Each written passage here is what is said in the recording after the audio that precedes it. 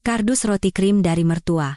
Selama 20 tahun menikah dan pindah ke Jakarta, putri dari Jawa Tengah ini belum pernah sekalipun pulang ke kampung halamannya. Ibu mertuanya hanya membekalinya sekotak roti krim murahan. Namun, saat tiba di rumah dan membuka kardus itu, seluruh keluarga membeku di tempat. Selamat datang di pilihanmu. 20 tahun, sebuah masa yang panjang di mana seluruh masa muda seseorang tercurah di dalamnya. Selama 20 kali lebaran berlalu, saya telah terbiasa dengan hiruk-pikuk Jakarta yang tak pernah tidur.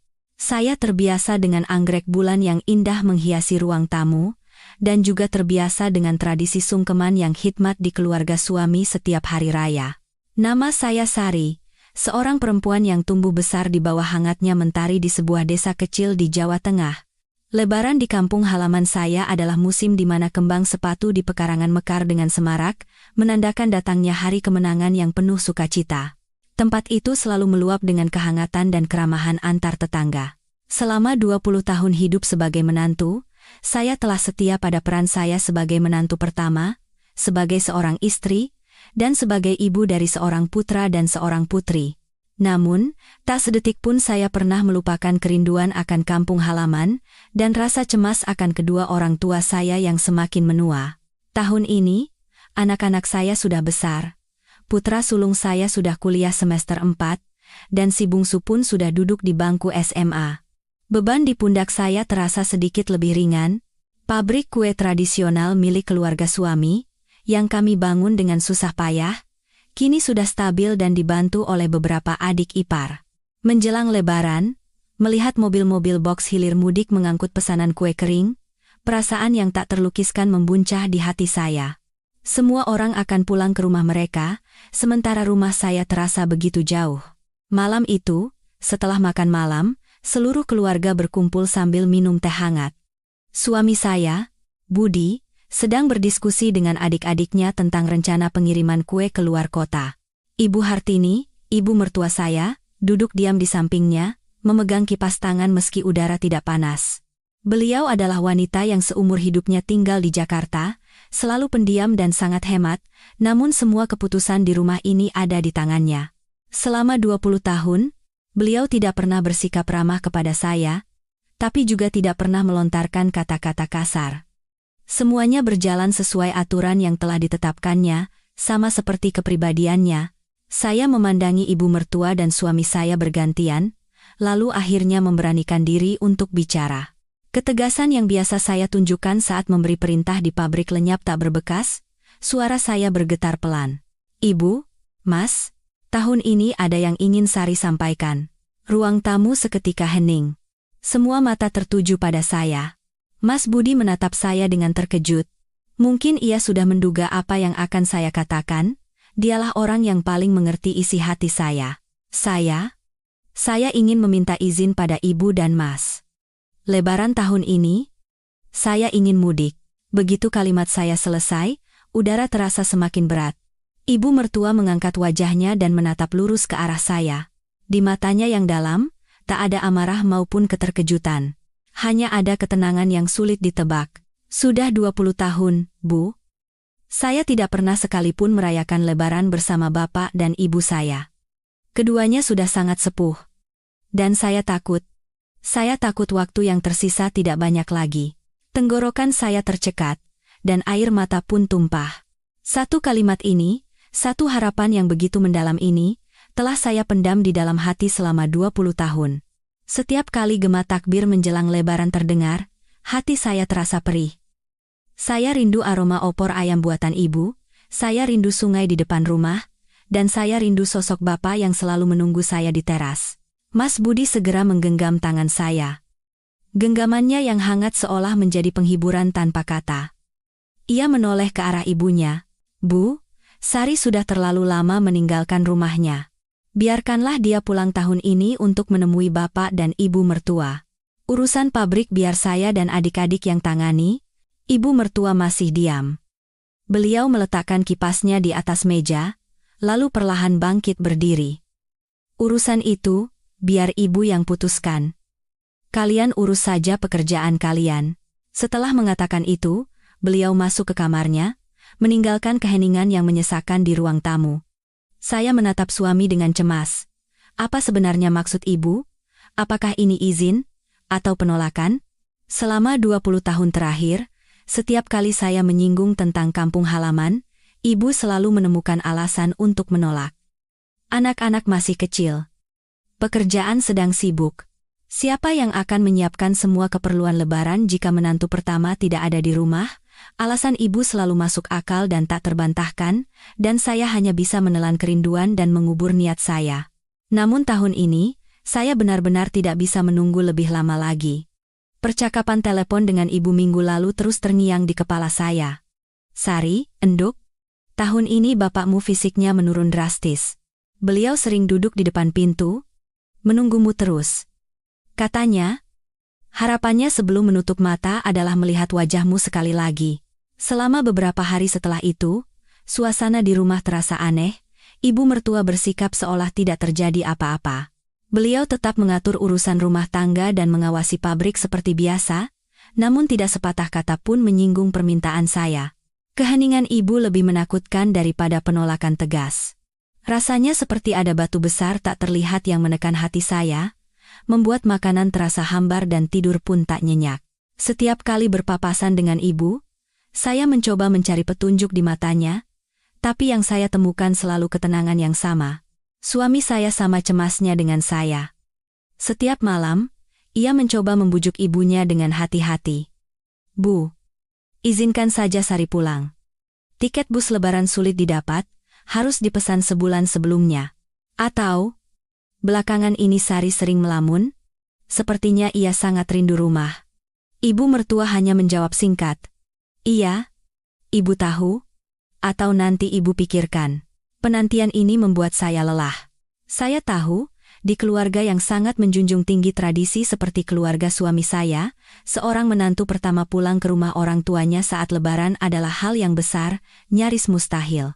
Lebaran adalah momen terpenting dalam setahun, saat semua anak dan cucu harus berkumpul di rumah utama untuk sungkem dan berziarah bersama. Saya mengerti semua tradisi itu, dan selama 20 tahun saya telah memenuhi tugas sebagai menantu pertama. Namun, tugas saya sebagai seorang anak, belum pernah sekalipun saya tunaikan dengan baik. Akhirnya, pada suatu akhir pekan setelah makan malam, ibu mertua memanggil saya dengan tenang ke kamarnya. Jantung saya mulai berdebar kencang. Inilah saatnya, saat penghakiman telah tiba, kamar ibu mertua tertata rapi, semuanya bersih tanpa noda debu. Beliau duduk di kursi kayu tua, dan memberi isyarat agar saya duduk di kursi di seberangnya. Sari, sudah 20 tahun ya kamu menikah dan tinggal di rumah ini, ibu mertua memulai pembicaraan dengan perlahan. Iya, Bu. Sudah 20 tahun? Saya menjawab dengan suara pelan. Selama 20 tahun ini, kamu adalah menantu yang baik, mengurus rumah, merawat anak-anak, membantu suami dan adik-adik iparmu, ibu lihat semuanya. Saya hanya menunduk, tidak berani menatap mata ibu. Pujian seperti ini, alih-alih membuat saya senang, justru terasa seperti tekanan yang lebih besar. Tapi kamu tahu, keluarga kita ini adalah keluarga anak sulung. Kamu tahu betapa pentingnya tradisi sungkeman saat lebaran, kan? Ibu sudah tua, sulit untuk mengurus semuanya sendiri, dan adik-adik iparmu sibuk dengan keluarga mereka masing-masing. Selama ini, semua bergantung padamu. Hati saya mencelos. Alasan-alasan yang sudah akrab di telinga saya. Saya tahu saya tidak bisa membantah. Saya mengerti, Bu. Tapi orang tua saya, ibu mertua mengangkat tangannya, menghentikan ucapan saya. Ibu juga tahu. Bagi siapapun, orang tua itu berharga. Ibu bukan orang yang tidak punya perasaan. Tapi, sudahkah kamu memikirkan perjalanannya? Maksud ibu? Saya bingung. Dari sini ke kampungmu itu jauh, naik bus bisa seharian penuh. Saat musim mudik, jalanan padat, copet banyak. Biayanya juga tidak sedikit. Kalau kamu pergi, siapa yang mengurus pekerjaan di sini? Kamu tahu kan?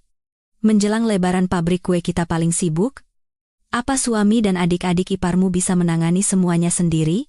Setiap pertanyaan ibu terasa seperti bilah pisau kecil yang mengiris harapan saya sedikit demi sedikit. Semua yang beliau katakan benar.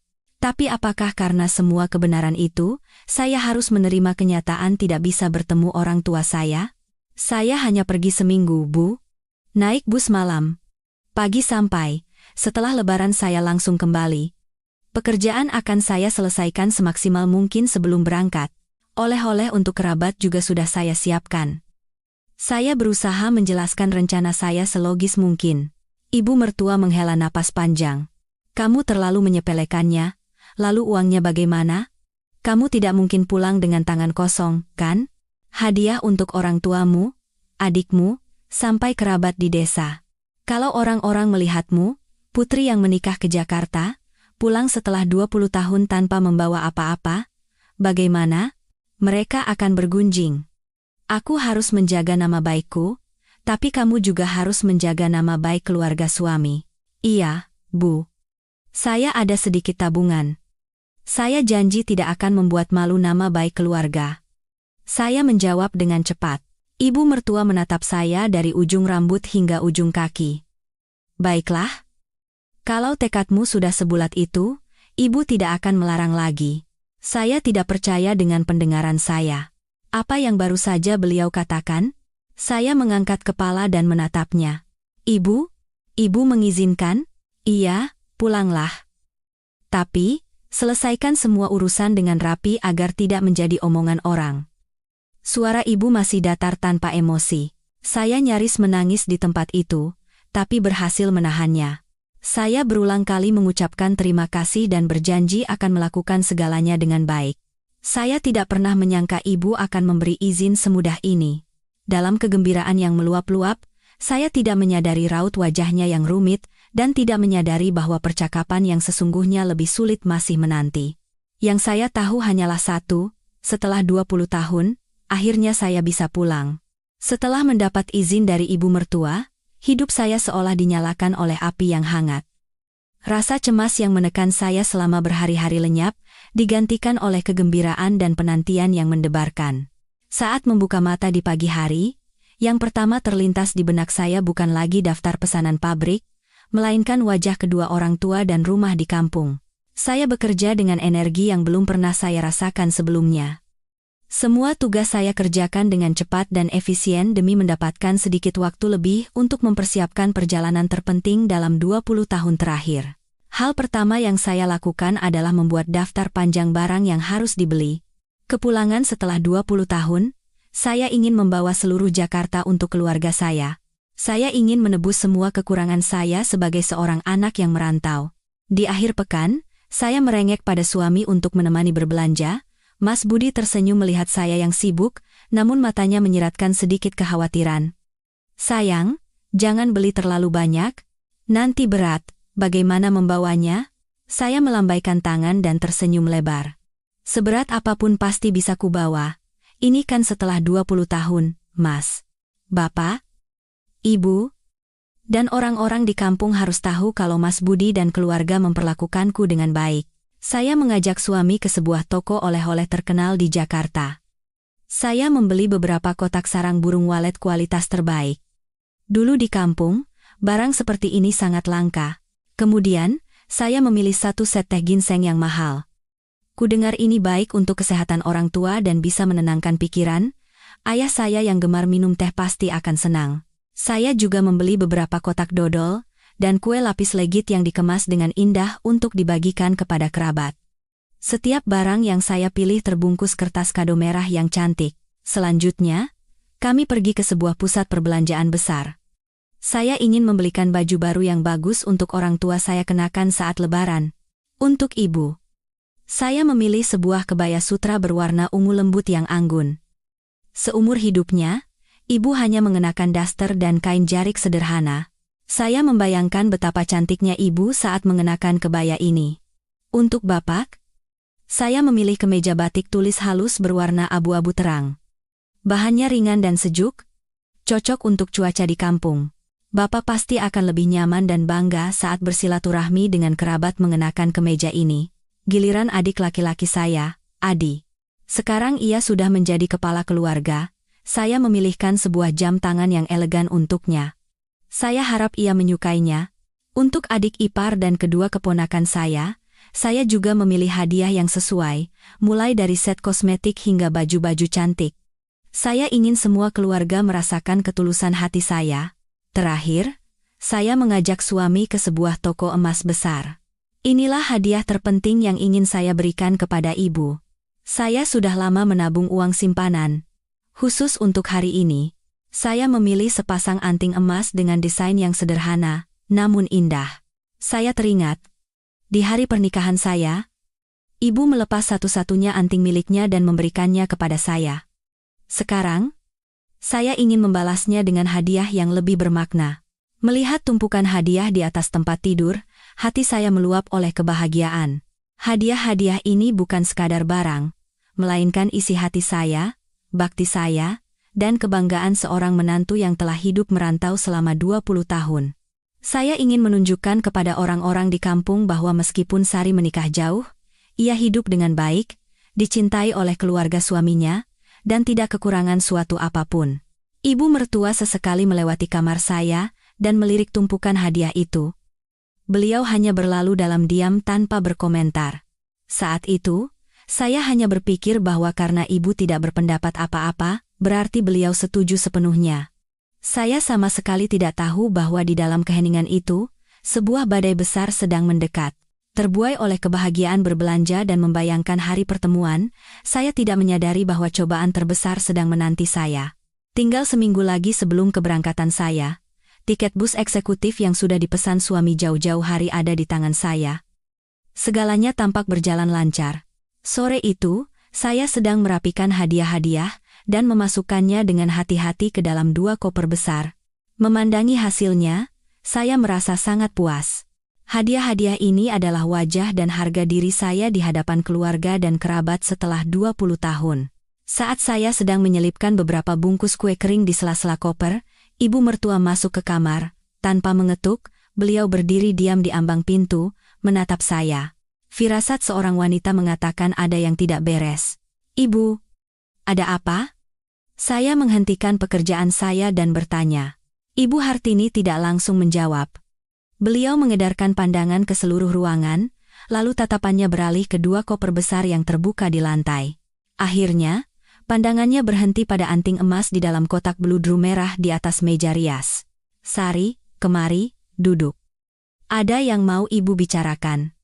Suaranya lebih rendah dan tegas dari biasanya. Jantung saya serasa jatuh. Saya perlahan duduk di tepi tempat tidur, kedua tangan saya saling bertaut tanpa sadar. "Semua barang ini, apa mau kamu bawa pulang ke kampung?" Ibu menunjuk ke 2 koper. "Iya, Bu. Sudah saya tata dengan rapi." Ibu mertua menggelengkan kepalanya. Gerakannya pelan tapi sangat tegas. "Tidak boleh." "Apa?" Saya terperangah. "Kenapa? Kenapa tidak boleh, Bu?" Ibu bilang tidak boleh dibawa. Ibu mengulangi dengan suara tegas. "Keluarkan semuanya."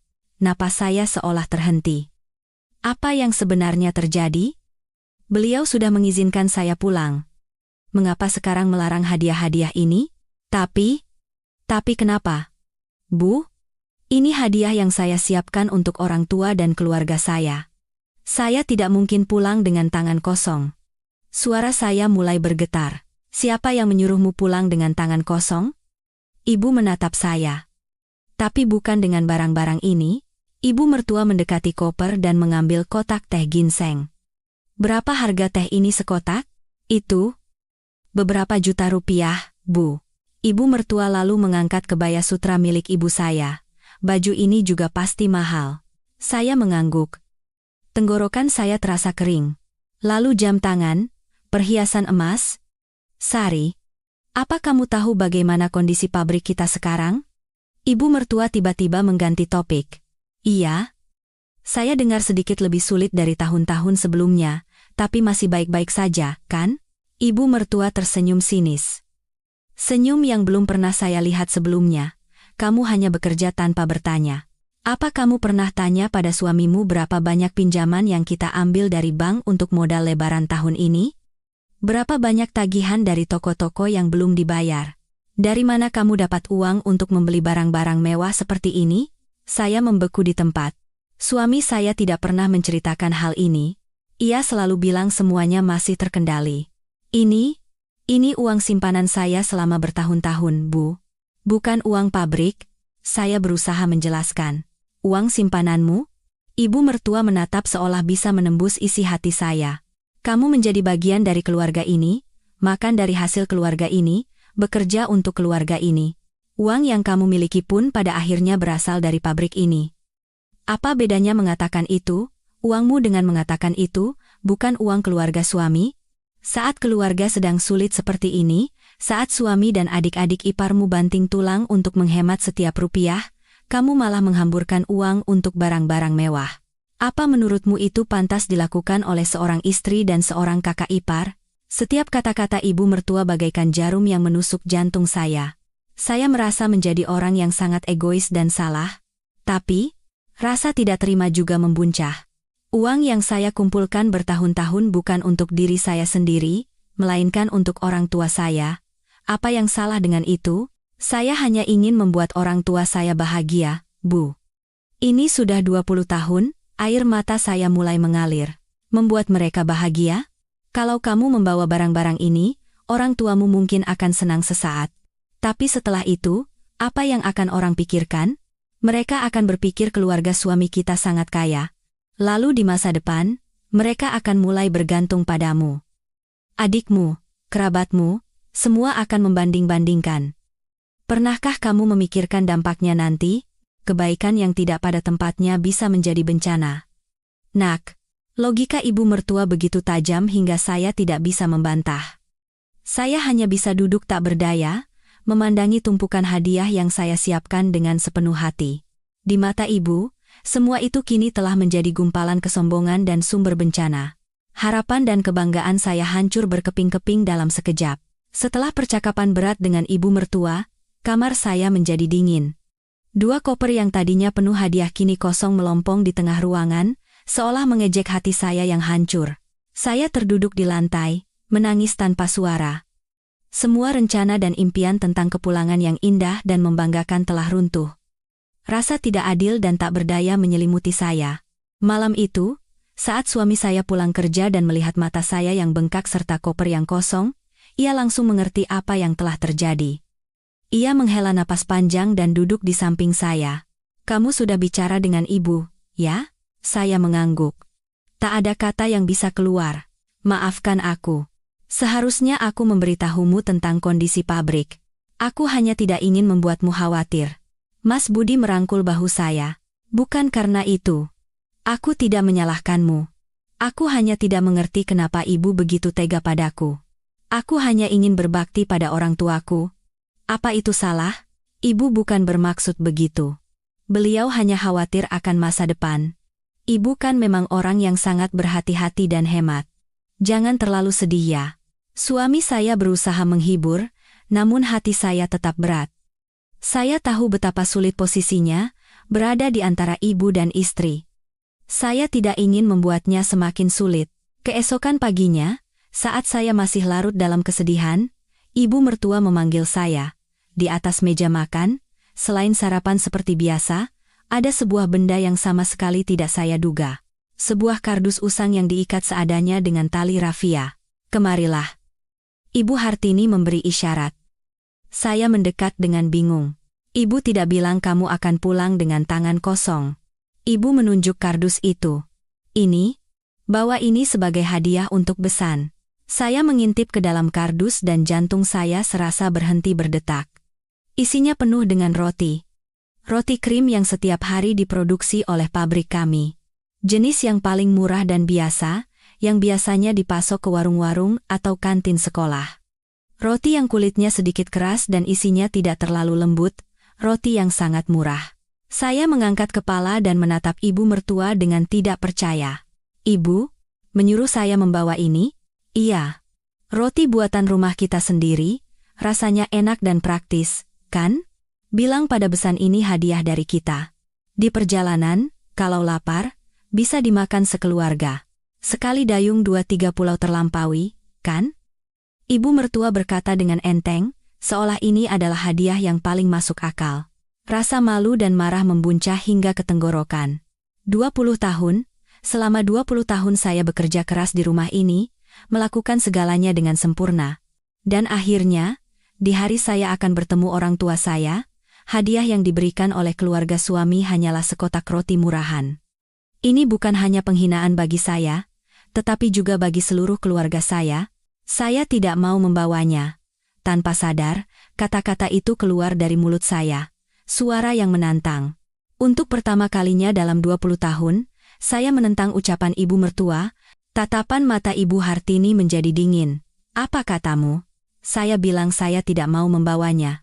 Lebih baik saya pulang dengan tangan kosong daripada membawa kardus roti ini, membuat orang tua saya malu dan menjadi bahan tertawaan orang sekampung. Saya berteriak sambil menangis. Malu? Bahan tertawaan. Suara ibu mertua meninggi. Kamu hanya memikirkan gengsi kosongmu. Sekotak roti ini mungkin tidak seberapa harganya, tapi di dalamnya ada keringat dan kerja keras kita semua. Jauh lebih bersih dan bermakna daripada hadiah-hadiah mewah yang mau kamu beli itu. Kalau tidak mau dibawa, ya sudah. Tetaplah di rumah, jangan berpikir untuk pergi kemana-mana. Selesai berkata, ibu berbalik dan pergi. Saya ditinggalkan sendirian di tengah ruang makan bersama kardus roti itu. Di mata saya sekarang, kardus itu bukan hanya berisi roti. Di dalamnya terkandung semua penghinaan dan kekikiran yang harus saya tanggung. Saya tahu saya tidak punya pilihan lain. Jika saya tidak setuju, ibu mertua tidak akan pernah mengizinkan saya pergi. Apakah mimpi saya untuk pulang setelah 20 tahun harus kandas hanya karena sekotak roti ini? Seharian itu, saya bekerja dalam diam seperti bayangan. Amarah yang tertahan membuat saya tidak bisa menelan sesuap nasi pun. Suami saya, setelah mengetahui situasinya, hanya bisa menghela napas panjang dan mencoba menenangkan saya sebelum berangkat kerja karena urusan akhir tahun yang padat. Ia berjanji akan mencoba bicara lagi dengan ibunya, tapi saya tahu itu sia-sia. Keputusan ibu mertua tidak bisa diganggu-gugat oleh siapapun. Malam harinya, saat saya duduk di kamar meratapi kotak-kotak hadiah yang kosong, ibu mertua masuk lagi. Kali ini tidak sendirian. Di tangannya ada sebuah kantong plastik berisi beberapa potong pakaian bekas saya yang sudah usang. Ini baju-baju bekasmu. Masih layak pakai. Masukkan ke dalam kardus roti itu, dan berikan pada ibumu di kampung. Bisa dipakai saat ke sawah. Kan? Sayang kalau dibuang. Saya membeku di tempat. Sungguh tidak bisa dipercaya. Ibu mertua tidak hanya menyuruh saya membawa roti, tapi juga pakaian bekas. Sampai sejauh mana beliau ingin menghina saya dan keluarga saya? Apa beliau pikir ibu saya begitu miskin sehingga harus memakai baju bekas anaknya? Saya tidak tahan lagi dan menangis terseduh-seduh. Ibu, kenapa ibu setega ini pada saya? Apa salah saya? Selama 20 tahun saya tidak pernah meminta apa-apa. Hanya sekali ini? Kenapa ibu begitu kejam? Kejam? Ibu Hartini meletakkan kantong plastik itu. Ibu sedang mengajarimu cara hidup. Hidup itu harus tahu diri dan tahu batas. Apa kamu pikir keluarga kita ini kaya raya? Kalau kamu boros seperti itu dan keluarga kita bangkrut, siapa yang akan menolong? Ibumu seumur hidupnya bekerja keras. Baju bagus pun mungkin tidak pernah ia beli. Pakaian bekas ibu ini masih layak pakai? Memberikannya adalah wujud bakti. Apa yang memalukan dari itu? Logika ibu mertua selalu seperti itu. Sekilas terdengar benar, tapi bagai pisau yang mengiris hati pendengarnya.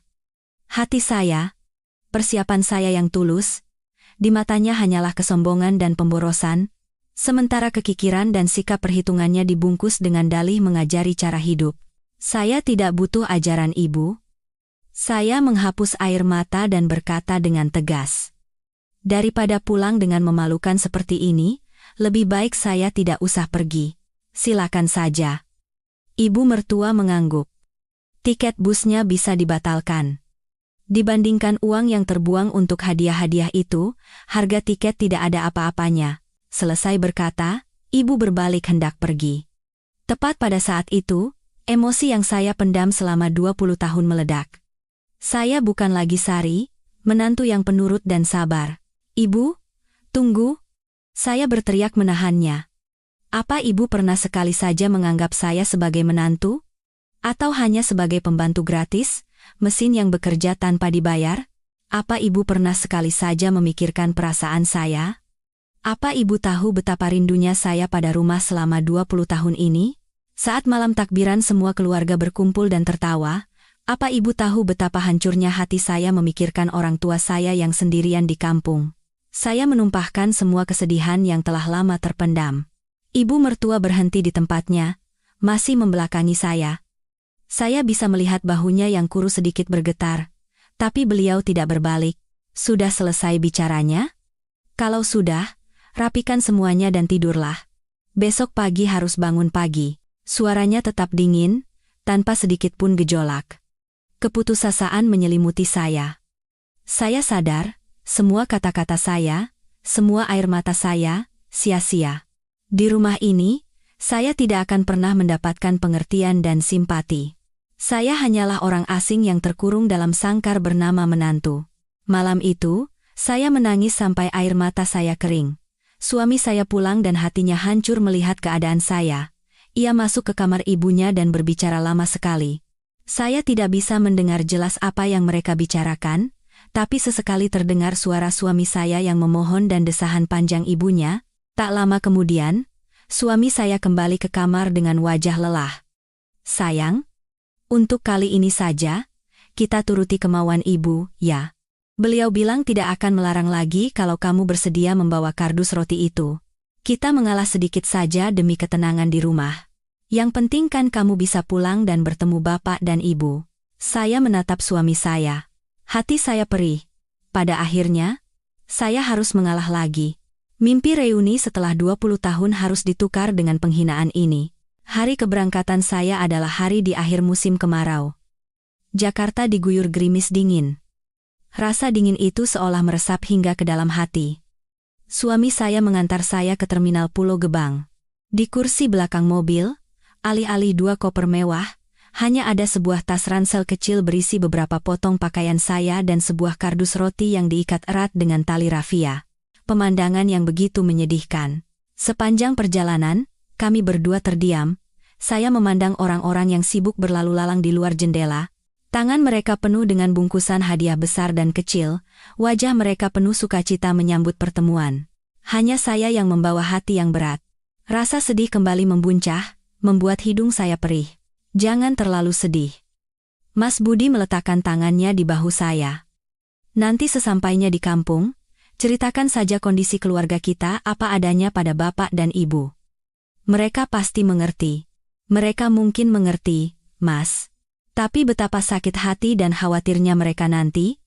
Mereka akan berpikir putrinya hidup menderita dan tertindas di rumah mertua." Suara saya serak. "Nanti aku yang akan telepon dan jelaskan. Aku akan bilang ini salahku karena belum bisa membuatmu hidup lebih sejahtera." Saya menggeleng. "Ini bukan salahmu. Ini takdirku yang harus mengalami situasi seperti ini." Saat tiba di terminal, pemandangan di sana semakin membuat hati saya pedih. Terminal yang riuh oleh pemudik, masing-masing membawa barang bawaan yang melimpah. Kotak-kotak hadiah yang dibungkus cantik, keranjang buah segar, parsel-parsel besar. Orang-orang melirik saya yang hanya membawa sebuah ransel dan kardus usang. Tatapan mereka menyiratkan sedikit rasa kasihan. Mungkin mereka mengira saya adalah perantau yang tidak mampu membeli oleh-oleh yang layak untuk dibawa pulang. Mas Budi membantu memasukkan barang bawaan saya ke bagasi bus. Ia berulang kali berpesan agar saya berhati-hati di jalan, menjaga kesehatan, dan segera menelepon setibanya di tujuan. Melihat wajahnya yang cemas, hati saya sedikit luluh. Setidaknya, di sisi saya ada suami yang mencintai dan mengerti saya. "Sudah, masuklah. Busnya sebentar lagi berangkat." Ia menyelipkan segepok uang ke tangan saya. "Ini untuk pegangan. Belikan hadiah untuk keponakan-keponakanmu." Saya menolak tangannya. "Tidak usah, Mas. Aku punya uang. Pakai saja ini untuk keperluan kerja. Ambillah." "Ibu tidak tahu." Ia berbisik pelan. Dengan terpaksa, saya menerima uang itu. Sebelum naik ke bus, saya memeluknya erat. "Aku berangkat." "Ya. Jaga kesehatanmu baik-baik." "Iya. Selamat bersenang-senang di sana. Nanti setelah Lebaran, aku akan menyusul menengok bapak dan ibu." Pintu bus tertutup. Kami tidak bisa lagi saling melihat. Bus perlahan bergerak, meninggalkan Jakarta dan segala kepenatannya. Saya mencari kursi saya, meletakkan ransel di rak atas dan mendorong kardus roti ke bawah kursi. Saya merebahkan diri dan menarik selimut hingga menutupi kepala. Saya tidak ingin melihat siapapun, dan tidak ingin dilihat oleh siapapun. Saya hanya ingin tidur panjang dan saat membuka mata, saya sudah berada dalam pelukan orang tua saya. Sepanjang malam bus melaju.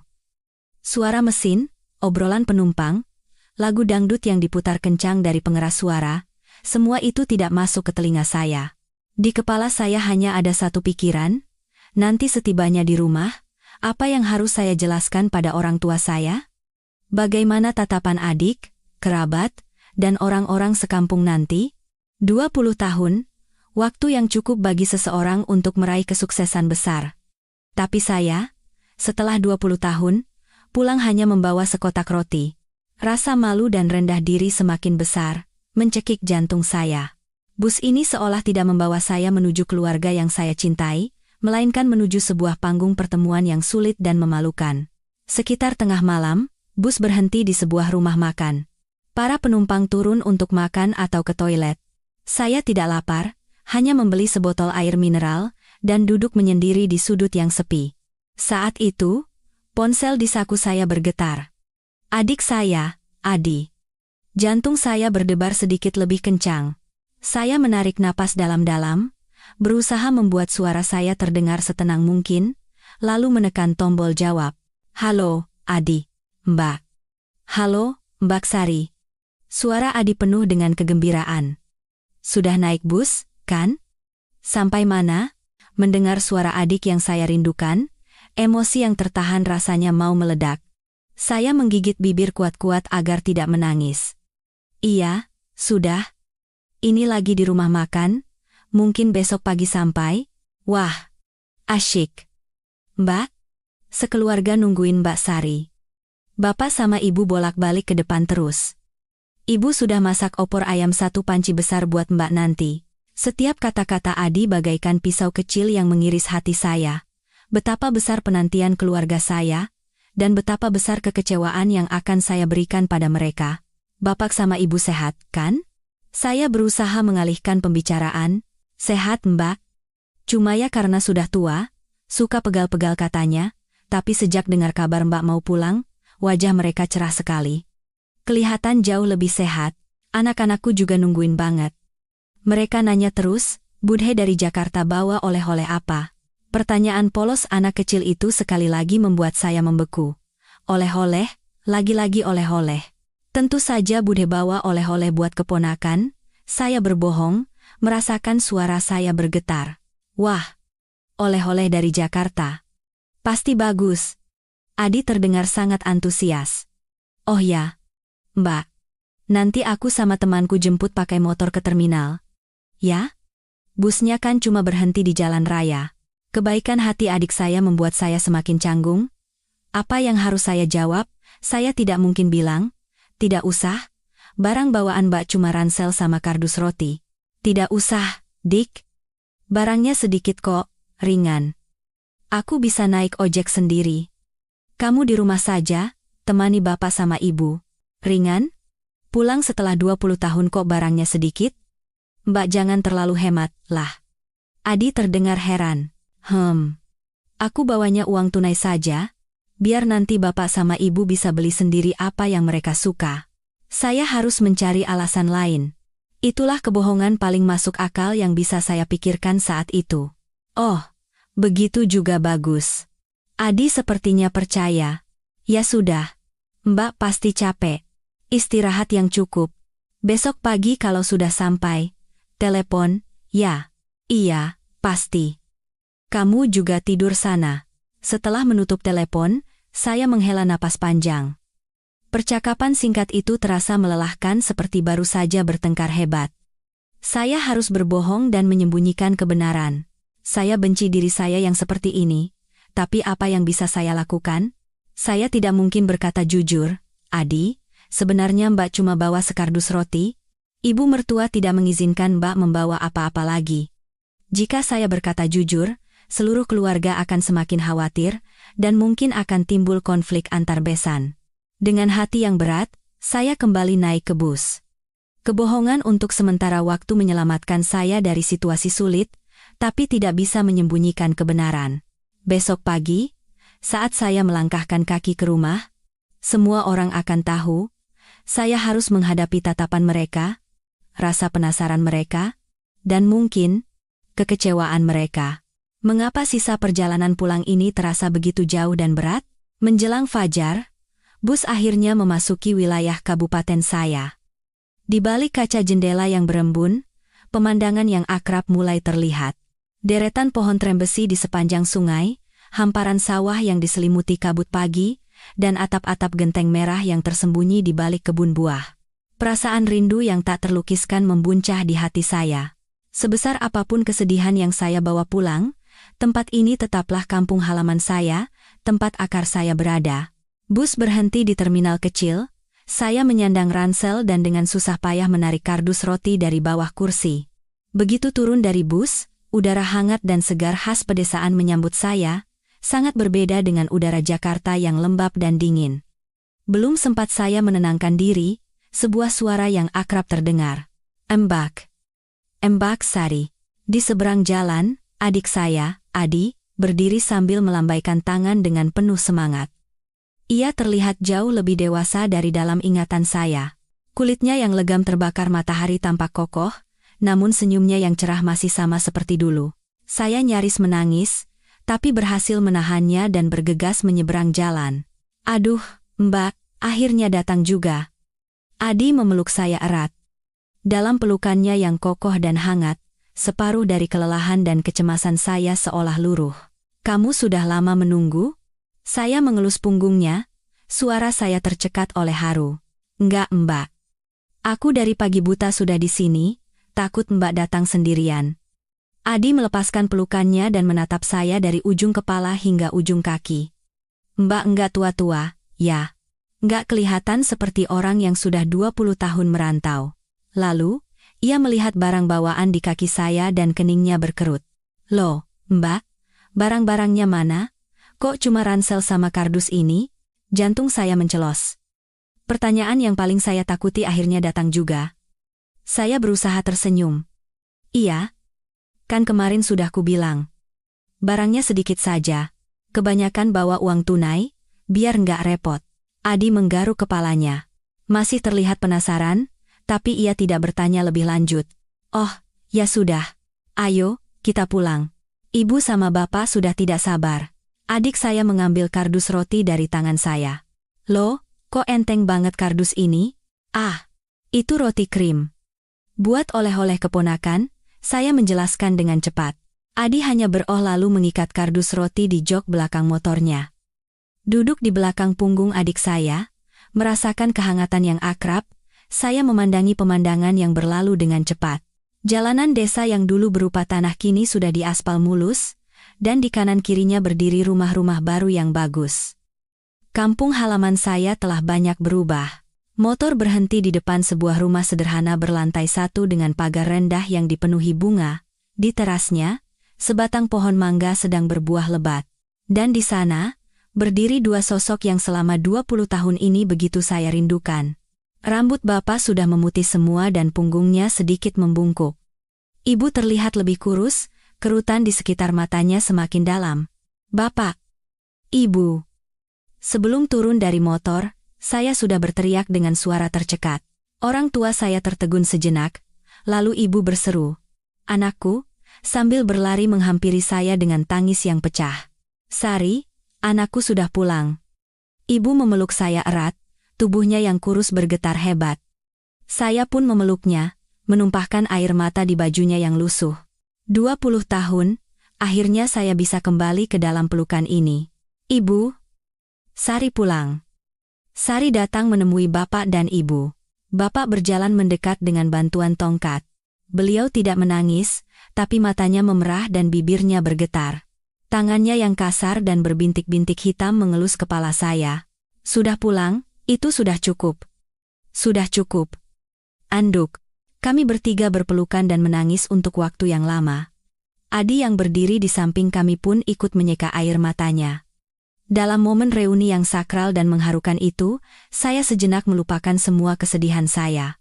Saya juga melupakan kardus roti yang teronggok di atas motor. Saat itu, yang saya tahu hanyalah satu. Saya telah pulang ke rumah. Momen reuni yang mengharukan berlalu, ibu menggandeng tangan saya masuk ke dalam rumah.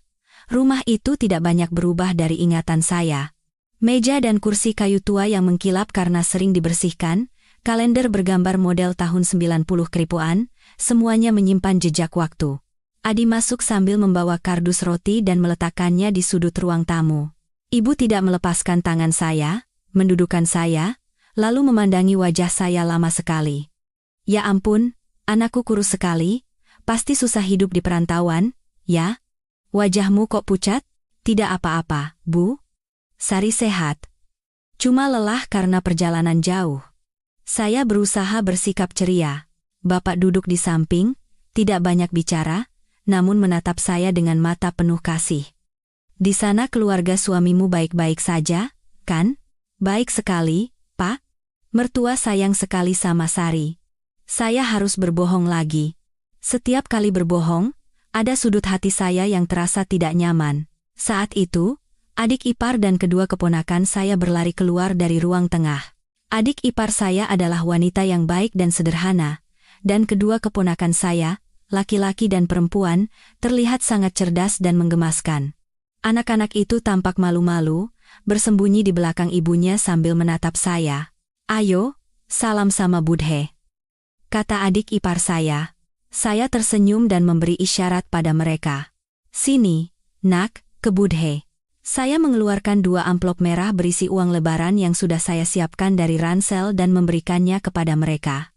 "Ini angpau dari Budhe, ya. Tumbuh besar dan pintar sekolahnya." Anak-anak itu girang, mengucapkan terima kasih berulang kali, lalu berlari memamerkannya pada kakek dan nenek mereka. Suasana rumah menjadi lebih ceria. Namun, kegembiraan itu hanya sesaat. Dari luar terdengar suara orang memanggil. "Kulo nuwun. Bu, dengar-dengar Sari sudah datang." "Ya? Mau lihat wajahnya?"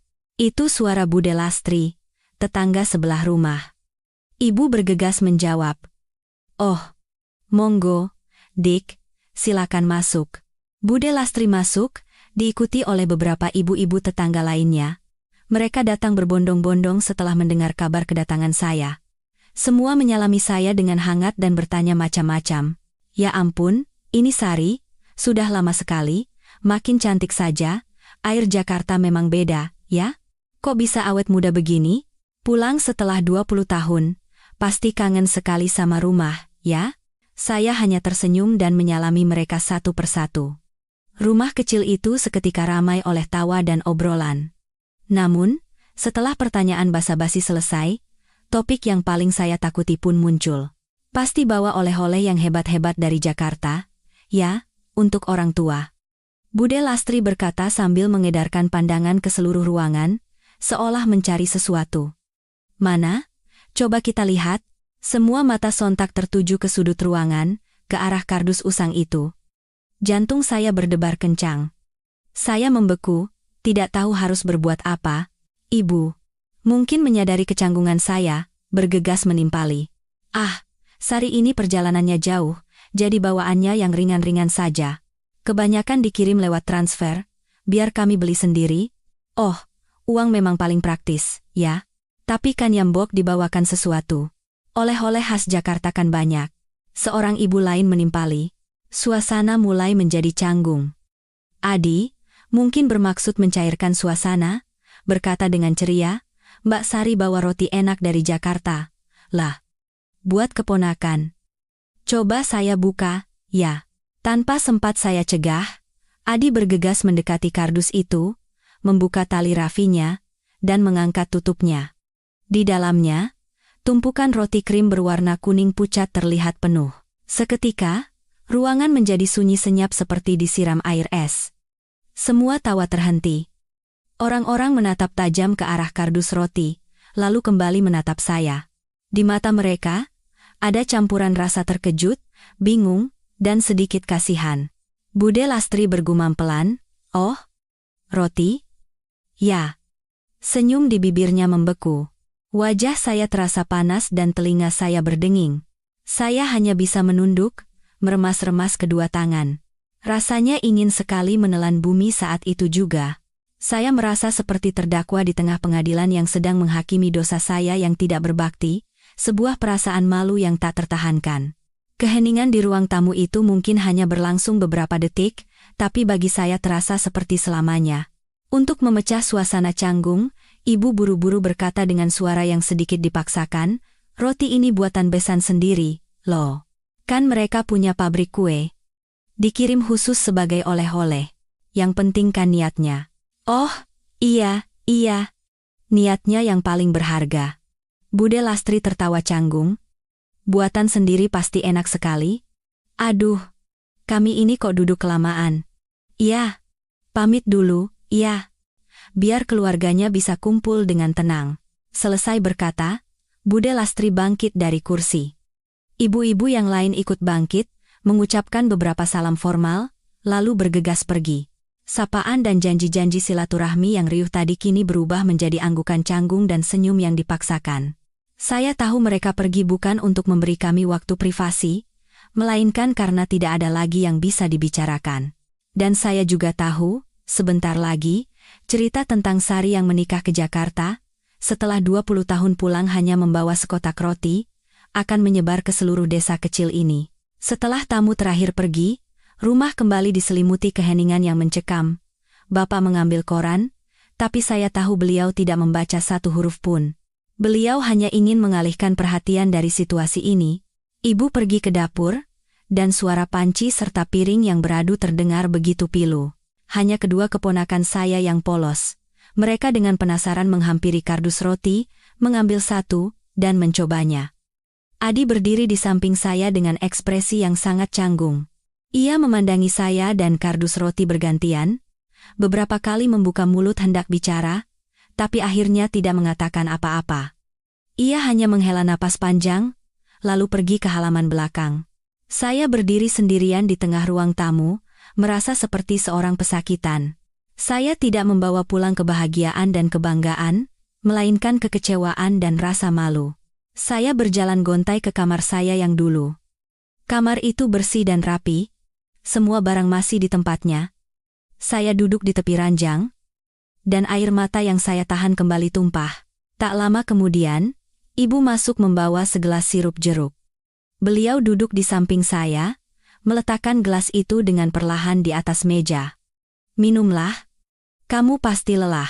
Saya menggeleng. Tak ada kata yang bisa terucap.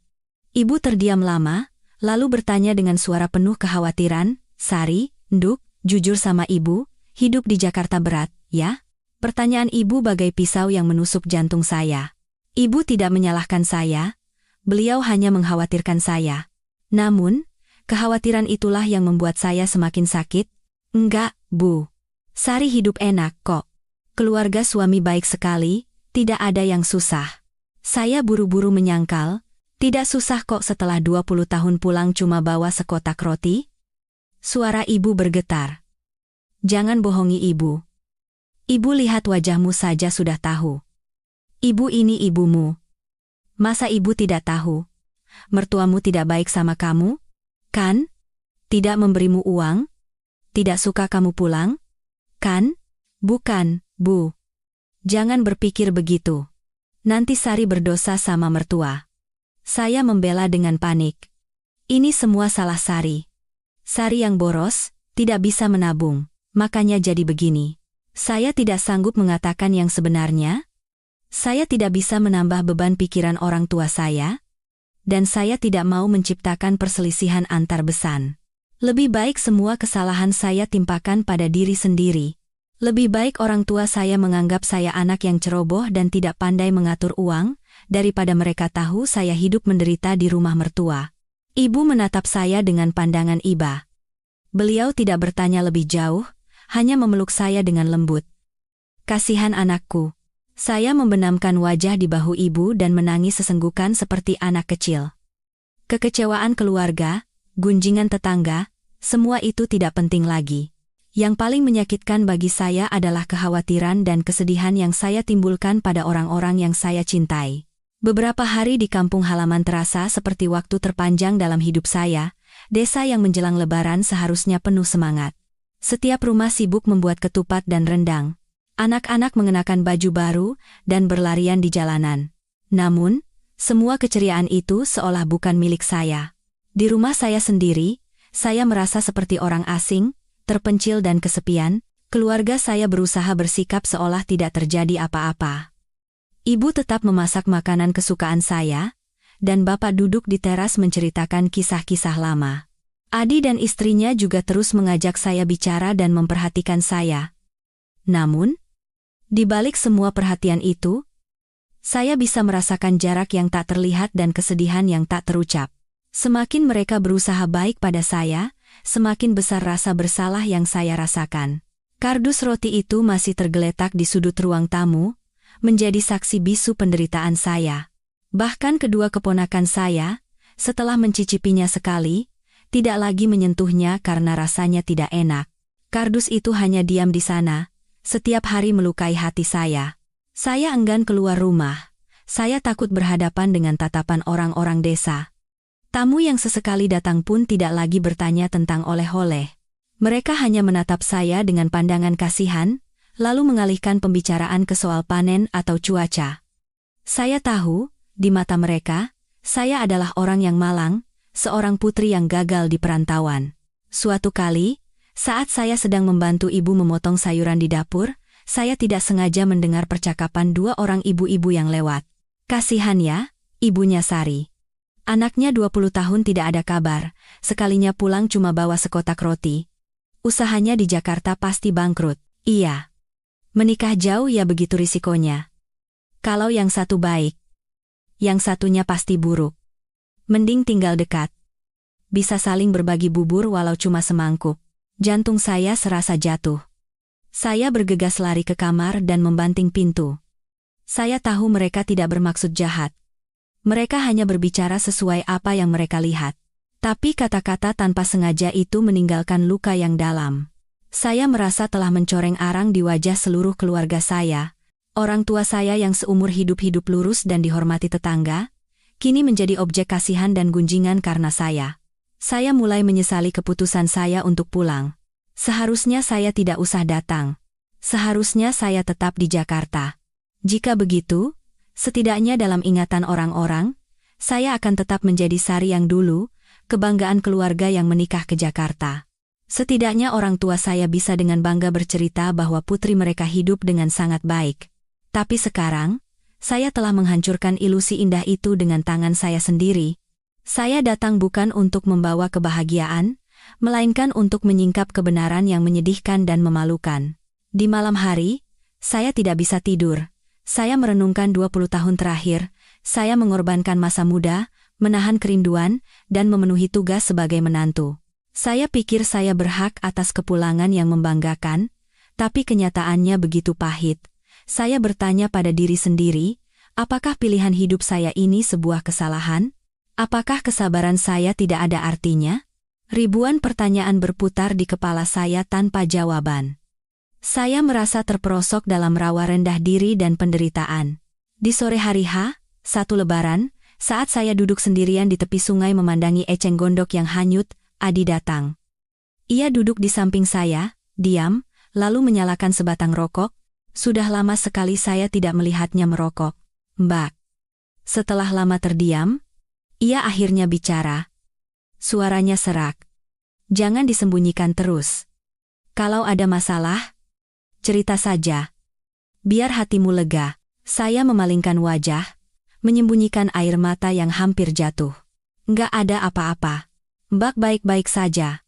Baik-baik saja? Adi tersenyum sedih. Coba Mbak lihat cermin. Beberapa hari ini, apa Mbak pernah tersenyum tulus? Di rumah cuma diam seperti orang linglung. Seisi rumah khawatir sama Mbak. Bapak sama Ibu sedih, tapi tidak tega bertanya. Saya terdiam. Apa yang dikatakan adik saya benar. Saya tidak bisa menyembunyikan kesedihan saya. Apa Mas Budi jahat sama Mbak? Adi bertanya dengan curiga. Bukan. Mas Budi baik sekali padaku. Jangan berpikir begitu. Saya buru-buru membela. Saya bisa menahan semua kesalahpahaman lain, tapi saya tidak tahan jika suami saya dianggap orang jahat. Lalu kenapa jadi begini? Adi menatap lurus ke mata saya. Mbak, dari kecil kita selalu cerita apa saja. Kenapa sekarang Mbak seperti ini padaku? Apa karena adikmu ini miskin? Jadi tidak bisa membantumu apa-apa? Bukan begitu, Adi. Saya menangis. Bukan itu maksudku. Melihat saya menangis, Adi menjadi panik. Ia mematikan rokoknya dan menyeka sudut matanya. Maaf, Mbak. Bukan maksudku membuatmu menangis. Aku cuma terlalu khawatir. Ia terdiam sejenak, lalu berkata lagi dengan tulus, Mbak, kalau hidup di Jakarta terlalu berat, pulang saja ke sini. Saya terkejut dan mengangkat kepala menatapnya. Pulang, kita tinggal bersama lagi. Kami memang bukan orang kaya, tapi untuk menanggung hidup Mbak seorang, kami masih sanggup.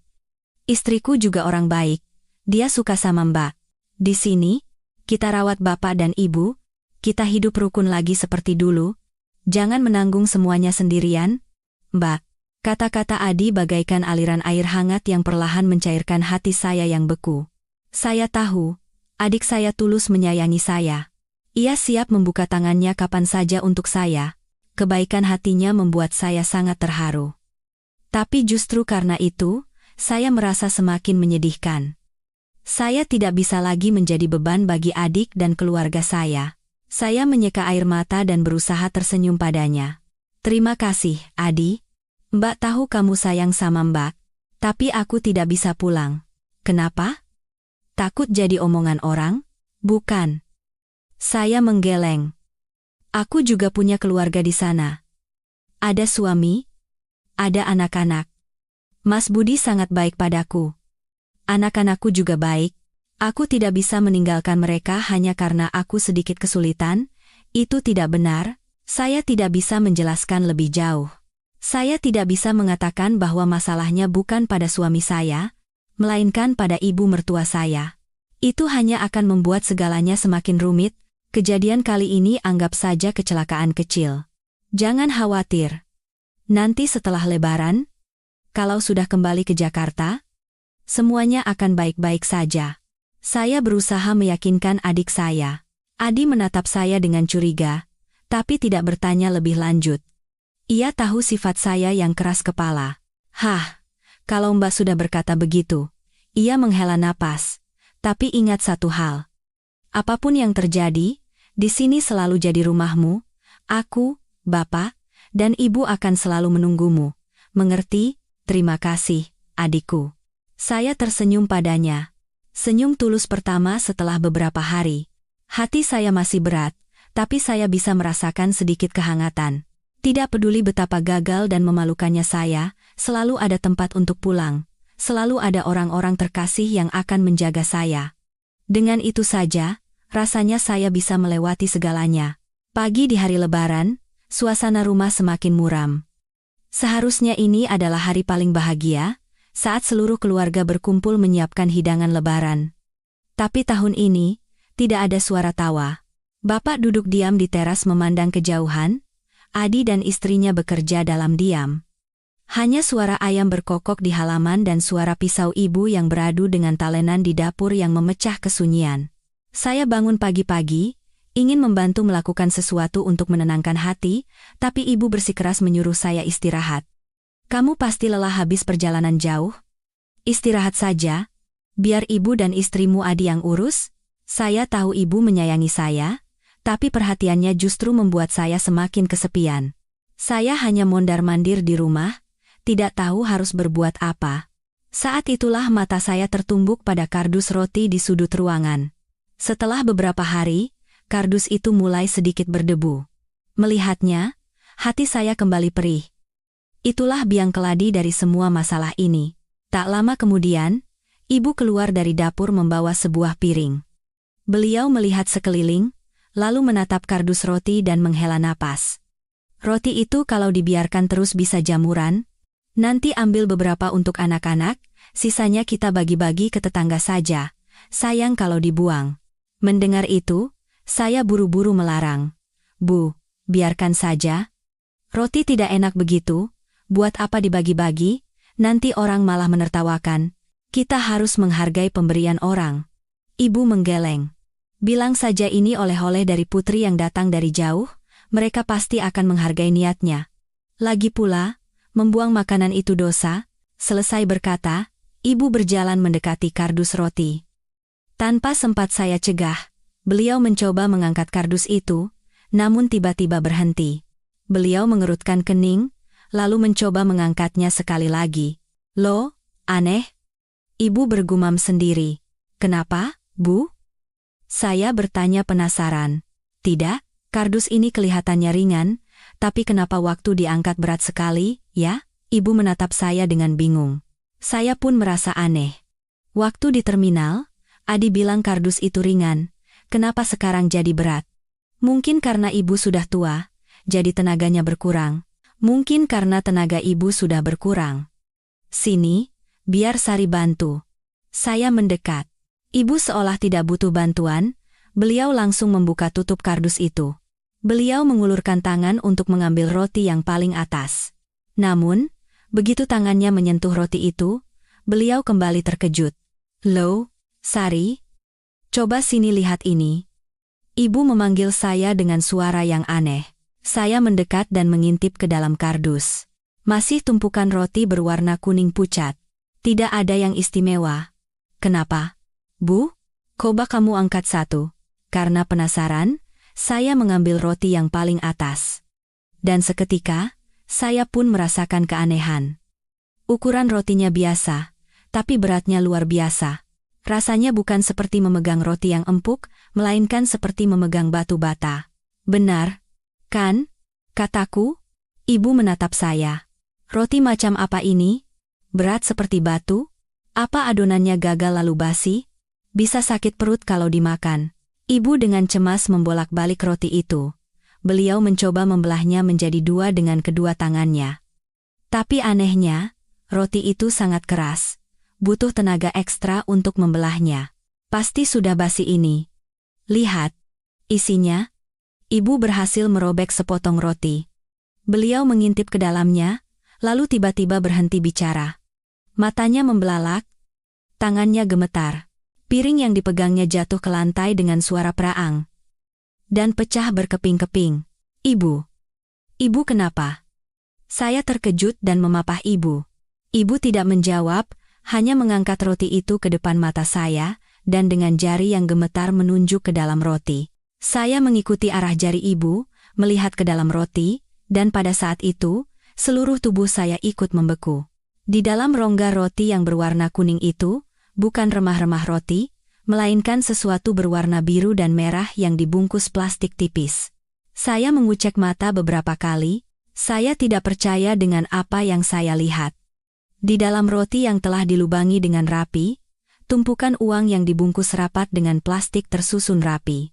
Lembaran uang 100.000 dan 50.000 rupiah terlihat jelas. Ya Tuhan, ini apa? Ibu bergumam dengan suara bergetar. Beliau terduduk di lantai, masih memegang potongan roti dengan mata membelalak menatap saya. Saya pun benar-benar syok. Pikiran saya kosong. Apa yang sebenarnya terjadi? Kenapa ada uang di dalam roti? Dari mana uang ini? Ribuan pertanyaan berputar di kepala saya. Mendengar suara piring pecah, Bapak dan keluarga Adi berlari masuk dari halaman. Ada apa? Adik ipar saya bertanya kaget melihat ibu terduduk di lantai. Bapak pun mendekat dengan cemas sambil memegang tongkatnya. Kamu kenapa, Bu? Sakit? Ibu tidak menjawab pertanyaan mereka, hanya menunjukkan roti di tangannya dan berkata dengan suara yang masih gemetar, uang. Di dalam roti ada uang. Bapak dan keluarga Adi terperangah. Mereka mengerumuni roti di tangan ibu dan melihat ke dalamnya. Ya ampun, benar, Bu. Ini uang. Adi, tidak percaya, mengambil sepotong roti lain dan memeriksanya. Benar-benar uang, banyak sekali. Tanpa dikomando, semua mata tertuju pada saya. Mereka menatap saya dengan campuran rasa kaget dan bingung, menuntut penjelasan. Tapi saya, sama bingungnya dengan mereka. Saya tidak tahu apa-apa tentang ini. Sari, apa-apaan ini? Bapak bertanya dengan nada tegas. Dari mana uang ini? Sari tidak tahu, Pak. Saya menggelengkan kepala sekuat tenaga dan menangis. Sari benar-benar tidak tahu apa-apa. Mbak tidak tahu? Adi pun ikut kaget. Kardus ini kan Mbak yang bawa. Benar.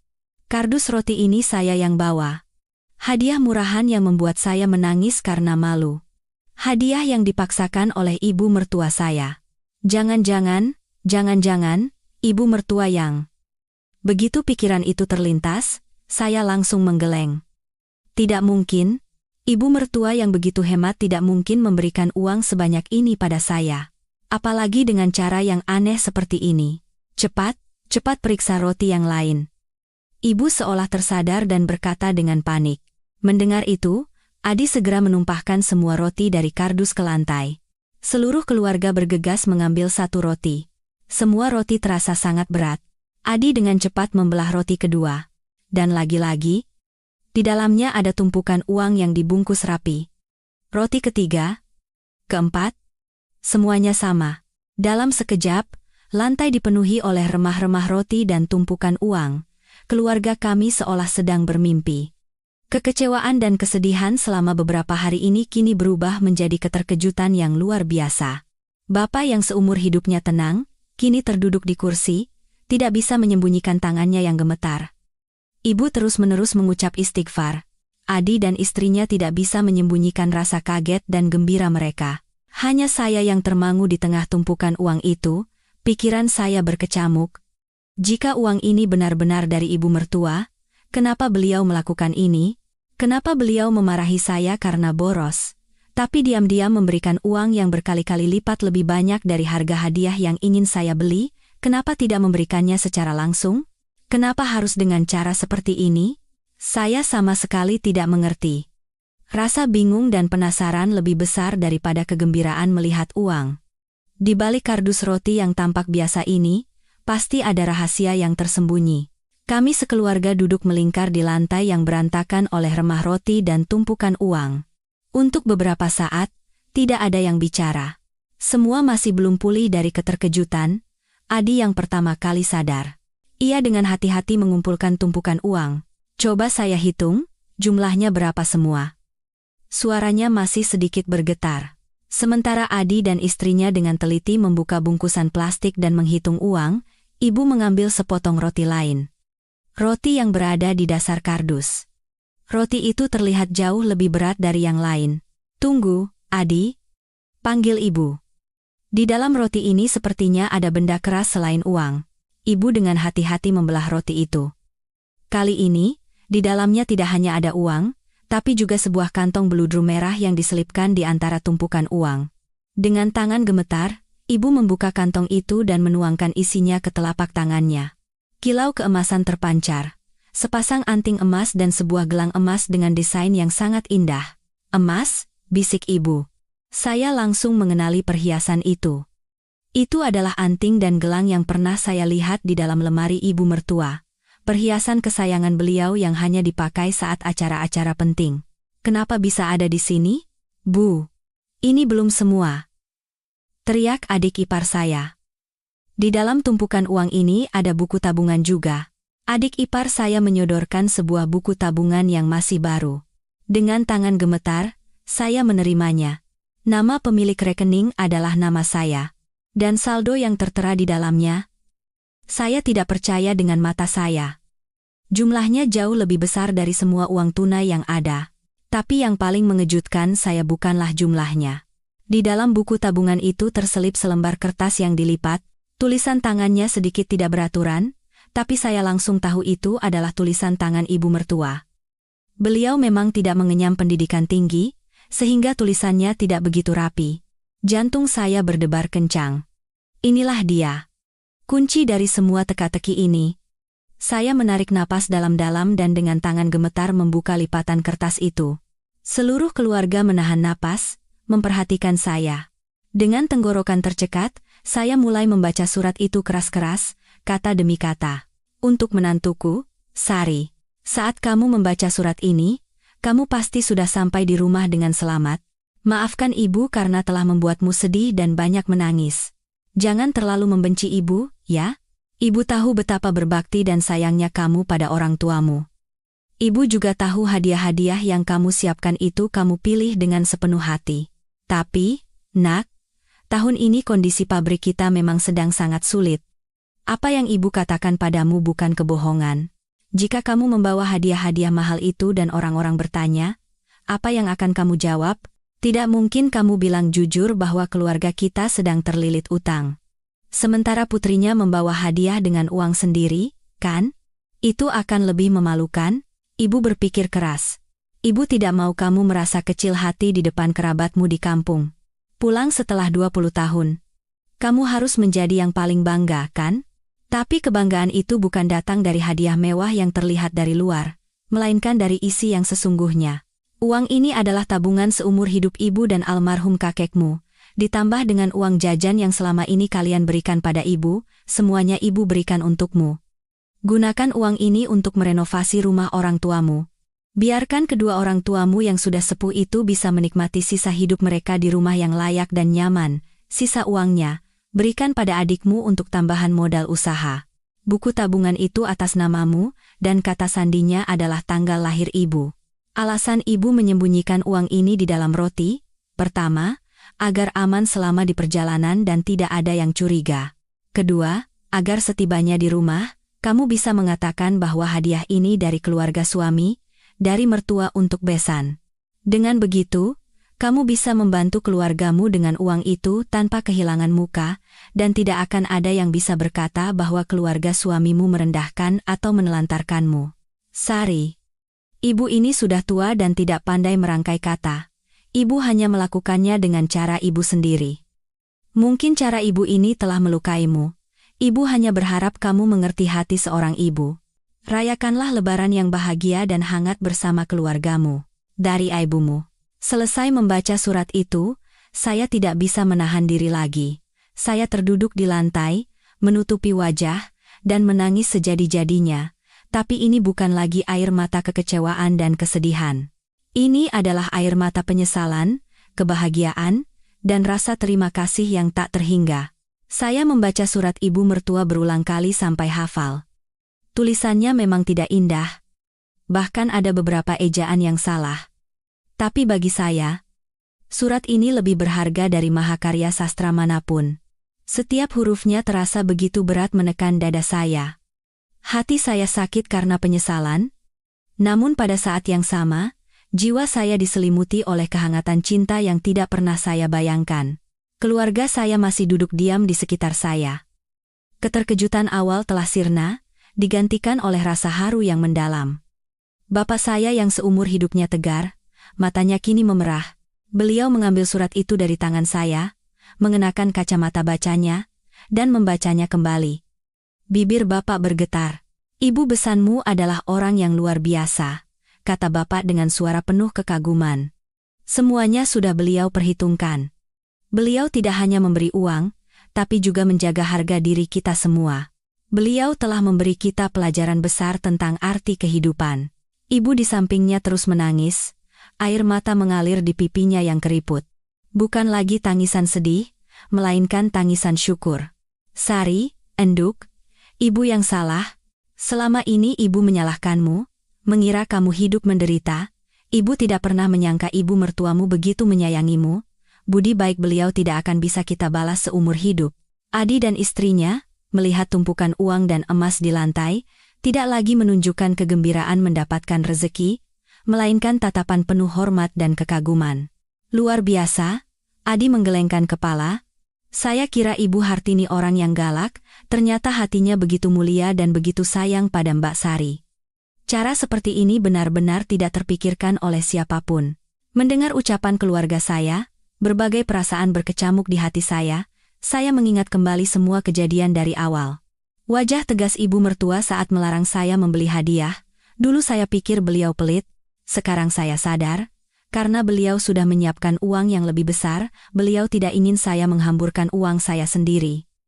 Uang harus digunakan untuk hal yang berharga, kebaikan yang tidak pada tempatnya bisa menjadi bencana. Kata-kata beliau terngiang kembali. Beliau tidak hanya bicara, tapi membuktikannya dengan perbuatan.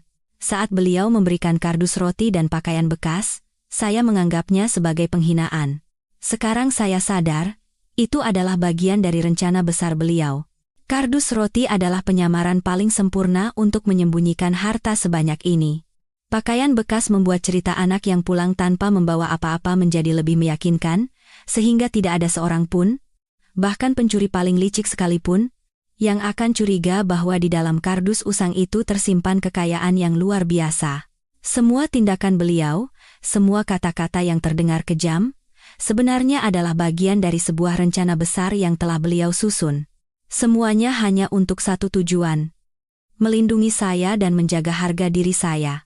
Betapa telitinya perhitungan beliau. Sendirian, diam-diam melubangi roti, memasukkan uang dengan hati-hati, lalu merekatkannya kembali dengan sempurna agar tidak ada yang curiga. Membayangkan sosok wanita tua dengan punggung yang sedikit bungkuk, duduk di dapur melakukan pekerjaan rumit itu, hati saya terasa perih. Ibu mertua menanggung kesalahpahaman saya, bahkan pembangkangan saya yang tidak sopan, tanpa penjelasan, demi menjalankan rencananya dalam diam. Pengorbanan tanpa kata, cinta tanpa batas itu, bagaimana bisa saya membalasnya? Saya benar-benar menantu yang tidak tahu berterima kasih, sesal saya dengan suara penuh penyesalan. Saya telah salah paham dan menyakiti hati ibu. Sudahlah, jangan menyalahkan dirimu terus. Bapak menenangkan saya. Itu sudah berlalu. Yang penting sekarang kamu sudah mengerti hati ibu mertuamu, itulah yang paling berharga. Benar. Yang paling berharga bukanlah uang dan emas ini, melainkan cinta tulus yang saya terima. Kardus roti yang saya kira penuh dengan penghinaan, ternyata berisi cinta yang lebih besar dari ikatan darah sekalipun. Itu bukan sekadar hadiah materi, itu adalah martabat, kehormatan, dan perlindungan yang diberikan seorang ibu mertua kepada menantunya yang tinggal jauh. Saya duduk di tengah keluarga saya, di tengah tumpukan uang dan emas yang dikirimkan ibu mertua, hanya membayangkan sosoknya. Semua kenangan selama 20 tahun menjadi menantunya kembali terbayang jelas. Saat pertama kali menikah, saya yang canggung dengan kehidupan Jakarta, beliaulah yang dengan sabar mengajari saya segalanya. Mulai dari cara memilih sayuran yang baik di pasar, hingga cara menyiapkan hidangan lebaran yang sesuai tradisi, dan cara berbicara serta bersikap yang sopan. Ucapan beliau selalu tegas, tanpa pujian. Dulu saya merasa takut dan tertekan. Sekarang saya sadar, tanpa ketegasan itu, tidak akan ada saya yang sekarang, yang bisa mengurus rumah tangga dan pabrik dengan baik. Saat saya sakit dan terbaring lemah sementara suami sedang dinas luar kota, beliaulah yang semalaman menjaga saya, mengompres dahi saya, dan membuatkan sup hangat, tetap tanpa kata-kata manis, hanya perbuatan dalam diam. Setelah saya sembuh, beliau hanya berkata ketus, kalau sakit itu bilang, jangan diam saja. Siapa yang tahu kalau kamu diam saja? Dulu saya merasa sedih, mengira beliau membenci saya. Sekarang saya sadar, perhatian beliau bukan dalam kata-kata manis, melainkan dalam tindakan tanpa suara. Setiap kali menjelang lebaran, setelah menelepon ibu saya selalu murung. Ibu mertua selalu berlalu begitu saja, tapi di meja makan malam itu, selalu ada satu masakan khas Jawa Tengah kesukaan saya. Makanlah biar bertenaga, supaya tidak terlalu rindu rumah. Mengapa dulu saya tidak menyadari perhatian dan pengertian yang begitu halus di balik kalimat sederhana itu? Saya begitu bodoh dan dangkal. Saya hanya menilai dari penampilan luarnya yang dingin dan pendiam, tanpa mencoba merasakan dengan hati apa yang telah beliau lakukan untuk saya. Saya salah mengartikan ketegasannya sebagai kekejaman, hematnya sebagai kekikiran, dan diamnya sebagai ketidakpedulian. Saya salah. Benar-benar salah. Semakin saya berpikir, semakin deras air mata saya mengalir. Tapi kali ini, bukan hanya penyesalan, ada juga kebahagiaan kecil yang terselip. Saya sadar betapa beruntungnya saya. Saya tidak hanya memiliki suami yang baik, tapi juga ibu mertua terbaik di dunia. Beliau mencintai, melindungi, dan mengkhawatirkan saya bukan sebagai menantu, melainkan sebagai putrinya sendiri. Bapak dan adik saya duduk diam di samping saya. Mereka tidak mengganggu aliran pikiran saya, seolah tahu saya butuh waktu untuk merenung. Setelah beberapa lama, Bapak memecah keheningan. Uang ini mau kamu apakan? Saya menyeka air mata dan menatap Bapak. Akan saya lakukan seperti yang Ibu tulis di surat. Sebagian untuk merenovasi rumah Bapak dan Ibu, agar kalian bisa tinggal dengan nyaman dan hangat, sebagian lagi untuk modal usaha Adi. Sisanya, akan saya kembalikan pada ibu. Jangan, Mbak. Adi buru-buru menolak. Ini adalah ketulusan hati Ibu Hartini untuk Mbak dan keluarga kita. Kita harus menerimanya. Kalau Mbak kembalikan, nanti beliau berpikir kita menolak kebaikannya. Benar kata Adi, ibu pun mengangguk. Ibu besanmu sudah memikirkan kita sampai sejauh ini, kita harus menerimanya dengan rasa syukur agar hati beliau tenang. Dan buku tabungan itu, kamu simpan baik-baik untuk keperluanmu nanti. Saya memandangi keluarga saya, hati saya penuh kehangatan. Baiklah, saya akan lakukan seperti kata Bapak, Ibu, dan Adi. Saya melihat jam. Di Jakarta sekarang pasti sudah jam makan siang. Mungkin seluruh keluarga sedang berkumpul menikmati hidangan lebaran. Dorongan yang tak tertahankan muncul. Saya harus menelepon ibu mertua. Saya harus mengatakan bahwa saya sudah mengerti segalanya, dan saya minta maaf. Bapak, Ibu, Sari mau menelepon ke Jakarta. Suara saya masih bergetar. Iya. Teleponlah, Bapak mengangguk. Sampaikan juga rasa terima kasih kami yang tak terhingga pada besan. Dengan tangan gemetar, saya mengambil ponsel dan menekan nomor yang sudah saya hafal. Setiap kali nada sambung berbunyi, jantung saya berdebar semakin kencang. Saya tidak tahu harus mulai dari mana. Bagaimana cara mengungkapkan semua perasaan ini? Dari seberang, terdengar suara yang akrab. Bukan ibu mertua, melainkan suami saya. Halo, Mas? Panggil saya dengan suara tercekat. Sari, kamu sudah sampai dengan selamat? Tidak ada masalah, kan? Kenapa beberapa hari ini tidak ada kabar? Suara suami saya penuh kekhawatiran. Mendengar suaranya, semua emosi yang tertahan kembali meledak. Alih-alih menjawab pertanyaannya, saya hanya bertanya satu hal. Ibu ada di dekatmu? Ada, di dapur. Ada apa? Suaramu kok aneh? Aku bisa bicara sebentar dengan ibu? Oh, iya. Tunggu sebentar. Saya mendengar suara langkah kaki, lalu suara suami saya. Bu, ini Sari telepon. Jantung saya serasa mau copot. Seluruh keluarga saya menahan napas, menunggu bersama saya. Tak lama kemudian, suara ibu mertua yang rendah dan hangat terdengar melalui telepon. Halo, Sari? Mendengar suara yang saya rindukan itu, saya tidak bisa menahan diri lagi dan menangis terseduh-seduh seperti anak kecil. Ibu, saya hanya bisa menangis, tidak bisa mengucapkan kata-kata lain. Dari seberang telepon, ibu mertua terdiam sejenak, lalu menghela napas panjang. Desahan yang sangat pelan, tapi seolah mengerti segalanya. Kamu sudah tahu. Ya? Tanya ibu mertua dengan suara yang masih tenang dan hangat. Pertanyaan itu bagaikan air sejuk yang menenangkan hati saya yang kalut. Ibu tidak kaget, tidak juga memarahi. Seolah beliau sudah tahu semuanya. Iya, sekarang Sari sudah tahu, Bu. Isak saya, maafkan Sari, Bu. Sari sudah salah paham. Sari sudah mengucapkan kata-kata yang tidak seharusnya. Maafkan Sari, sudah. Jangan menangis lagi. Suara ibu mertua lembut. Bukan salahmu. Salah ibu yang tidak menjelaskan dengan baik. Bukan, Bu. Ini salah Sari yang tidak bisa mengerti hati ibu yang begitu dalam. Sudah. Bukan salah siapa-siapa. Ibu mertua berkata dengan nada yang seolah tersenyum. Kalau sudah tahu, ya sudah.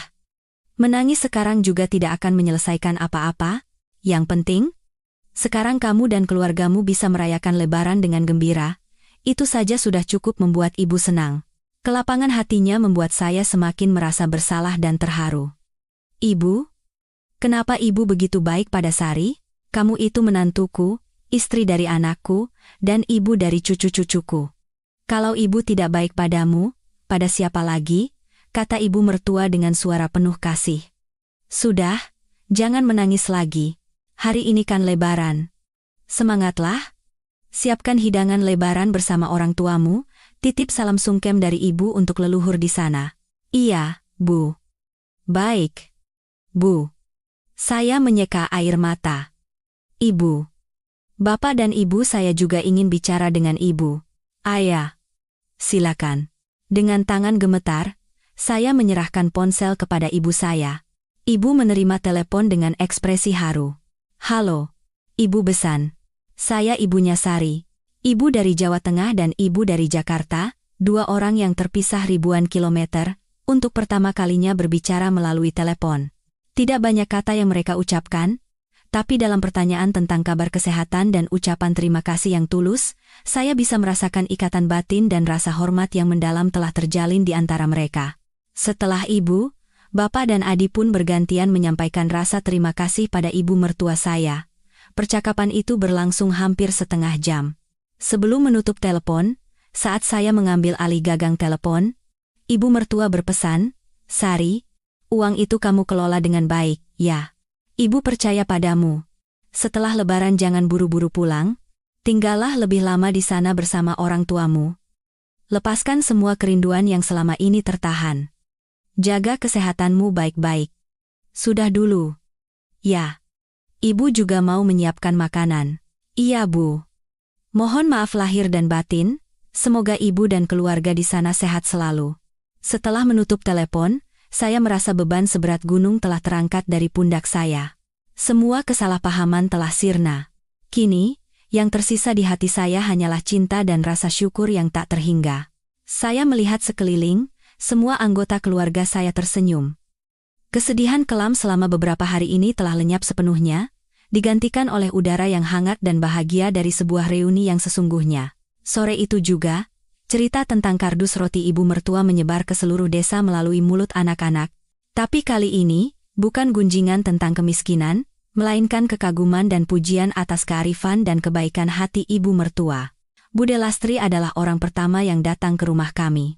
Beliau menggenggam tangan saya dan berkata dengan nada menyesal, "Sari, Bude ini memang tidak bisa melihat orang. Kemarin Bude sudah berpikiran jelek, tidak menyangka ibu mertuamu adalah orang yang begitu bijaksana dan baik hati. Kamu benar-benar beruntung, Sari." Menyusul kemudian tetangga-tetangga yang lain. Mereka semua serempak memuji bahwa orang tua saya memiliki putri yang baik, dan mendapatkan besan yang jauh lebih baik lagi. Orang tua saya menyambut tamu dengan wajah penuh kebanggaan. Rasa rendah diri beberapa hari yang lalu kini, telah berubah menjadi kebanggaan yang tak ternilai. Saya tidak lagi bersembunyi atau menghindar. Saya tersenyum, menawarkan roti kepada para tamu, menyuguhkan teh, dan bercerita tentang kehidupan saya di Jakarta, tentang ibu mertua saya yang tegas namun penuh cinta. Semua orang terharu mendengar cerita saya. Kardus roti yang tadinya menjadi simbol penghinaan, kini menjadi sebuah kisah indah tentang kemanusiaan dan cinta keluarga yang melampaui jarak geografis. Sisa libur lebaran setelah itu menjadi waktu paling bahagia dalam 20 tahun terakhir. Saya membuat ketupat bersama ibu, merawat tanaman di halaman bersama bapak, dan bersilaturahmi ke rumah kerabat bersama adik saya. Kemanapun saya pergi, saya disambut dengan hangat, dan semua orang menatap saya dengan pandangan hormat. Saya sadar, yang diberikan ibu mertua kepada saya bukan sekadar uang, melainkan kepercayaan diri dan kebanggaan untuk berdiri tegak di kampung halaman saya. Sesuai pesan ibu mertua, saya menggunakan uang itu untuk keluarga. Saya memberikan sebagian besar kepada orang tua saya untuk merenovasi rumah. Melihat mereka dengan gembira berdiskusi tentang kamar baru yang akan dibangun dan atap yang akan diganti, hati saya terasa begitu hangat. Kepada Adi dan istrinya, saya memberikan modal untuk memperluas warung kecil mereka di pinggir jalan desa. Adik saya menerima uang itu dengan mata berkaca-kaca. "Terima kasih Mbak. Sampaikan juga terima kasih banyak pada Ibu Hartini. Aku akan bekerja keras agar tidak mengecewakan beliau." Waktu berlalu, libur lebaran pun berakhir. Tiba saatnya bagi saya untuk kembali ke Jakarta. Perpisahan kali ini tidak sesedih 20 tahun yang lalu. Ibu membekali saya dengan berbagai macam oleh-oleh khas kampung dan mengantar saya sampai ke gerbang. "Hati-hati di jalan, ya, Nduk. Di Jakarta, baktilah pada mertuamu. Ibu mertuamu itu malaikat. Ibu mertuamu itu orang yang sangat mulia. Hargai kebaikannya." Hanya itu pesan singkat dari Bapak. "Kalau kangen rumah, pulanglah kapan saja. Jangan lama-lama seperti ini lagi." Saya memeluk kedua orang tua saya dengan erat. Penuh dengan rasa haru, namun hati saya tidak lagi berat. Saya tahu, sekarang saya memiliki 2 rumah untuk pulang. Kereta malam membawa saya kembali ke Jakarta. Kali ini, saya tidak menghindari tatapan orang. Saya duduk di dekat jendela, memandangi pemandangan yang berlalu, hati saya tenang dan damai. Saat tiba di rumah Jakarta, fajar baru saja menyingsing. Suami saya membuka pintu dan memeluk saya dengan gembira. Dan di belakangnya, berdiri ibu mertua saya. Tanpa kata, hanya tersenyum dengan lembut. Satu senyuman itu meluruhkan semua jarak. Saya mendekat, dan tanpa kata, saya berlutut di kakinya dan memeluknya. "Ibu, Sari pulang." Ibu mertua buru-buru membangunkan saya. Beliau mengelus kepala saya dan berkata dengan suara hangat, "Iya, selamat datang kembali. Pasti lelah di perjalanan, ya? Ayo masuk, istirahat. Ibu sudah masakkan soto ayam untukmu." Saya menatap ibu mertua. Air mata kembali mengalir. Tapi kali ini, air mata kebahagiaan. Saya tahu. Sejak saat ini, saya telah benar-benar menjadi bagian dari rumah ini, menjadi seorang putri yang dicintai tanpa syarat. Kardus roti tahun itu menjadi kenang-kenangan paling berharga dalam hidup saya. Ia mengingatkan saya bahwa cinta terkadang bukanlah kata-kata indah atau hadiah mahal, melainkan tindakan tanpa suara, pengorbanan terdalam, dan pengertian. Itulah cinta sejati yang melintasi ribuan kilometer, yang akan selalu menghangatkan hati kita seumur hidup. Cerita hari ini sampai di sini. Jika cerita hari ini memberikan kesan mendalam di hati Anda, dan jika Anda ingin terus menyaksikan cerita-cerita yang menyentuh dan bermakna, silakan tekan tombol suka dan berlangganan pada kanal pilihanmu. Aktifkan notifikasi agar Anda tidak ketinggalan video berikutnya. Terima kasih telah menyaksikan. Sampai jumpa di video selanjutnya.